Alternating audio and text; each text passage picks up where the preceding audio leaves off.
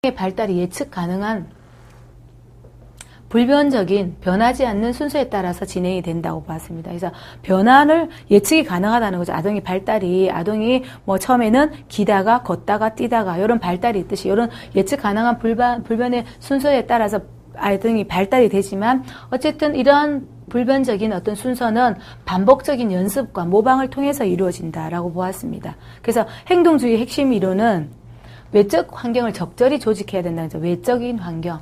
그래서 환경의 중요성을 말을 하였고요. 아동이 바람직하게 행동할 수 있게 촉진을 시키고 아동에게 강요하면 안 되고 이제 아동을 강화를 주는 거죠. 강요가 아니고 강화를 주고 보상을 주는 그런 행동 촉진을 하는 것이 아이들의 바람직한 행동을 바람직하지 않은 행동은 감소시키지만 바람직한 행동은 더 강화해서 더 장려해서 확장을 시킨다라고 보았습니다. 자, 다음에는 구성주의 이론입니다. 구성주의 이론은 이제 뭐 사회적 상호작용주의라고도 뒤시간에 또 배우겠는데 그런 부분에서는 비고츠키, 피아제 두 학자가 있습니다. 두 학자가 있는데 아동의 발달은 유전적인 요인도 분명히 중요하고 환경적인 부분도 분명히 중요하다. 그래서 유전과 환경의 상호작용의 결과라고 본 것이 구성주의 관점입니다. 그래서 아동들은 미분화 상태, 미흡한 상태, 미성숙한 상태로 보았습니다. 그래서 아동의 성장 발달을 지향하는 어떤 그런 부분은 통합적이고 어떤 상호작용, 유전과 환경의 상호작용을 통해서 그런 발달을 끌어낸다 보는 이론이고요. 구성주의 관점에서 아동은 예측 가능성과 예측 불가능성 동시에 가지고 있다는 거죠. 예측 가능성은 아이가 어떻게 할 것이다. 조금 이따 제가 뒤집었으니까 조금 있으면 길 것이다.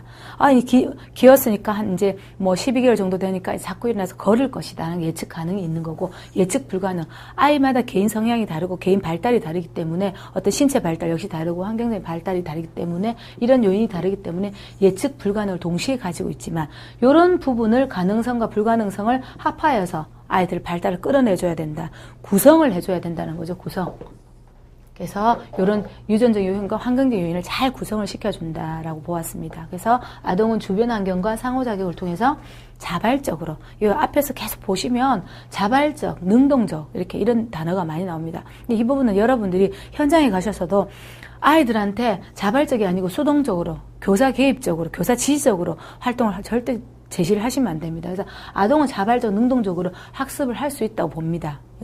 앞에 이론가들도 보시면, 그래서 비고스키와 비아제는 어쨌든 구성주의 이론에서 대표적인 학자로서 이제 유전과 환경의 중요성을 강조하였다라고 보시면 됩니다. 자, 그럼 먼저 피아제를 먼저 살펴보겠습니다. 피아제는 인지학습 인지 이론을 많이 펼쳐서 여러분들에게 중요하게 많이 들어보셨을 겁니다. 그래서 인지가 무엇이냐? 인지가 발달을 끌어내는 학습적인 어떤 정서, 느낌, 어떤 이런 부분이죠. 인지. 그래서 유아가 주변 환경과 상호작용하는 것은 인지 발달이 이루어지기 위해서라는 거죠. 그래서 인지 발달을 통해서 또 이런 부분이 일어난다고 본 것이 피아제입니다.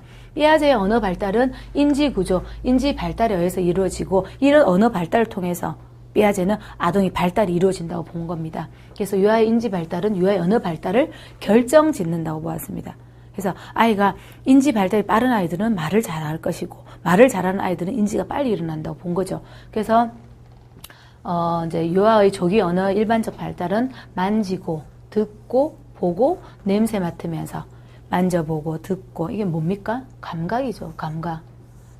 감각적으로. 자, 그래서 피아제는 무엇보다도 감각적인 어떤 학습을 중요시 여겼는데, 그래서 행동과 사물, 사건, 이런 부분들이 다 관련이 있다고 봅니다. 아이의 행동이라든지, 어떤 놓여진 사물이라든지, 그리고 아이가 지금 처해져 있는 어떤 사건, 현상, 이런 부분들이 모든 아이 발달에 관련이 있다고 보았습니다. 그래서 피아제는 유아에게 인지 발달 촉진을 위해서 물리적 환경을 풍부하게 제공하라고 했습니다. 물리적 환경을, 주변 환경을, 물리적 환경은 여러분들 누누이 말씀드렸지만, 놓여져 있는 어떤 사물이나 물건뿐만 아니고 어떤 인적 요인, 모든 요인들, 사회적 요인, 문화적 요인, 모든 물리적 환경을 풍부하게 제공하여야 된다고 보았고, 그리고 유아가 놀이를 할 때 가장 감각적인, 인지적인 활동이 일어나는데, 놀이를 할 때 아이가 자기 중심적인 말을 한다고 합니다. 피아제는. 그래서 이 부분은 내적 언어, 아직까지 미성숙한 어떤 그런 단계라고 본 거죠. 그래서 내적 인지, 내적 언어를 사용을 하고 점점 사회적인 말로, 외적인 언어로 이렇게 진행이 된다는 거죠. 그래서 인지 발달이 이렇게 일어난다고 보시면 됩니다. 인지. 그래서 자기 중심적인 생각, 인지에서 이제 사회적으로 사회화가 되어 간다는 거죠. 그래서 자기 중심적에서 비의사소통적인 말, 뭐 혼잣말이라든지 옹알이라든지 이런 자기 중심적에서 사회적인 소통적인 말로 표현을 하면서 인지가 구성된다는 거죠. 또래 와서 얘기를 하고 교사와 소통을 하고 이런 부분에서 사회적인 언어로. 그래서 유아는 삐아제는 유아가 혼자 말하거나 어릴 때 혼자서 하는 행동 모든 부분은 자기 중심적인 언어이긴 하지만 미성숙의 형태이긴 하지만 나름대로 이 부분도 이런 소통 과정을 거치기 위한 사회화가 되기 과정을 위한 어떤 그런 중요한 단계라고 본 거죠. 그래서 유아의 인지 구조에 적합한 물리적 환경을 풍부하게 제공한다. 눈이 강조하였습니다. 다음에 이제 비고츠키. 비고츠키는 삐아제와 같은 연도에 태어났는데 좀 일찍 돌아가셨습니다. 삐아제가 거의 이제 그 시대 때 치면 장수를 하였어요. 87인가 뭐 거의 90 정도 되는 나이에 돌아가셨으면 비고츠키는 30대 후반에 돌아가셨어요. 그래서 그렇지만 굉장히 무한한 어떤 이론을 펼쳐놓은 굉장히 어떤 천재적인 학자인데 어쨌든 안타깝게 계속 살아있었으면 더 많은 어떤 이론을 펼치지 않았을까 그런 생각을 합니다. 근데 비고츠키 역시 이제 사회적 상호주의, 작용주의, 구성주의를 말을 하였고 유아의 발달은 유아 초기부터 시작하여서 초기부터 사회적 존재를 본 거죠. 태어나면서 벌써 사회적 존재라고 본 거죠. 삐아제는 사회적 존재이긴 한데 사회 존재가 발달이 이루어지면서 이루어진다고 하였죠. 처음에 자기중심적이다가 나중에 이제 사회적으로 변화가 이루어진다고 보았는데 비고츠키는 태어나면서 처음부터 그냥 사회적 존재를 본 겁니다. 그래서 사회적 맥락 안에서 벌써 얘는 사회적 구성원이 된 거죠. 그러면서 점점 개인적으로 개인이 스스로 내면화하면서 역동을 하면서 이제 정말 전반적인, 전체적인, 정말 실질적인 사회화가 된다는 것으로 보았어요.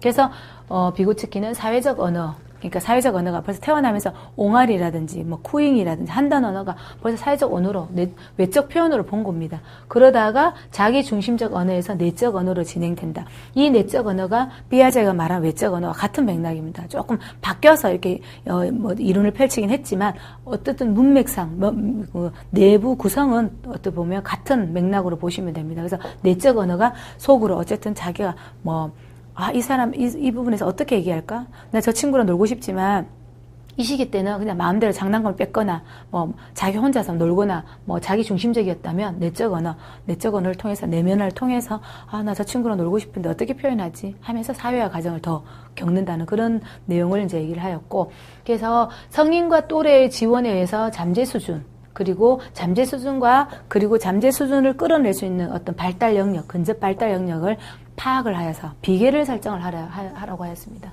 비계 설정. 스캐폴딩이라는 말로 쓰는데 비계 설정은 이제 건축물에서 이렇게 막 구조를 잡기 전에 이렇게 설정을 하죠. 철 구조물을 체계적으로 탁탁 틀을 잡는 그런 비계 설정인데 이런 설정을 통해서 아이의 근접 발달에서 발달수, 잠재 수준을 끌어낸다는 거죠. 아이들 발달을. 그래서 굉장히 중요한 어떤 이론인데 이런 부분에서 교육적 효과를 나타낸다. 해서 성인이 누가 이런 설정을 하고 누가 이렇게 비계 설정을 해서 누가 이렇게 근접 발달에서 끌어내주냐? 성인이, 성숙한 성인, 어떻게 보면 좀 완벽한 성인이 끌어내는 거죠.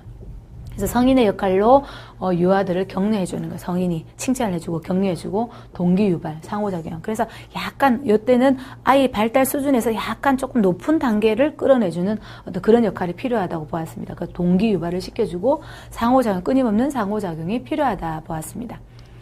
그래서 구성주의 이론을 이제 사회적 상호작용주의라고 같은 말로 쓴다고 했죠.